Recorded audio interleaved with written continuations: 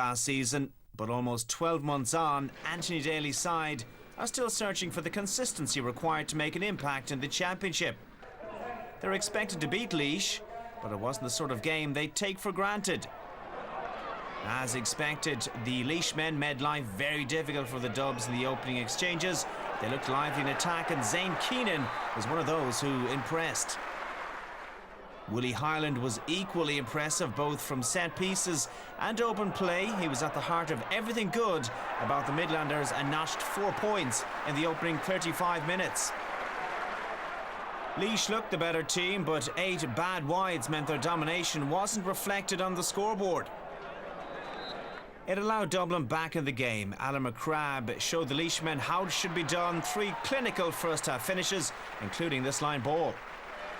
Starman Datsu Callaghan looked out of sorts. This game probably came a little bit too soon after his hamstring problems. But others stepped up to the plate, including midfielder Shane Durkin and John McCaffrey, who has a good eye for a score. He gave his side an undeserved 2-point lead at the break. Last year's Leinster finalists came flying out of the traps in the second half. 3 points in 3 minutes, including this one from Paul Ryan, seemed to suggest they'd found their rhythm at last. The Laois cause was dealt a bad blow, and captain Brian Campion got his marching orders 5 minutes later for a second yellow. He can have no complaints. Dublin's numerical advantage always kept them one step ahead.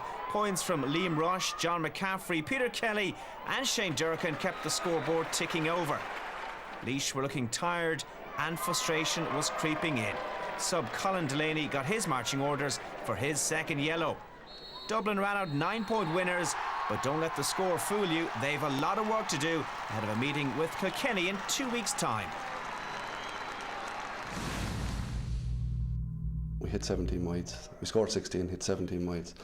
But, you know, Dublin are a good bit ahead of us at the present time, you know, as regards their physical preparation and their level of core strength, you know, but that's something where we're trying to get to. We couldn't really get away from them. We seemed to keep the same gap between us the whole way, and then maybe the sendings off, the game opened up a bit and we started to pull away at the end. So I would have to say the score certainly flattered us at the end of the game. Because we've a huge amount of work to do and we haven't time to do it, but it's all about heads and hearts now for the next day. Good performance by Laois by all accounts. Did Dublin learn a lot from a game like that, Pete? No, Dublin were never going to learn anything from a game like that, because they're always expected to win it. If they lose it, it's a disaster. If they score 26 points, it really means nothing. If they score 4 goals, it means nothing. But it's important they got a championship.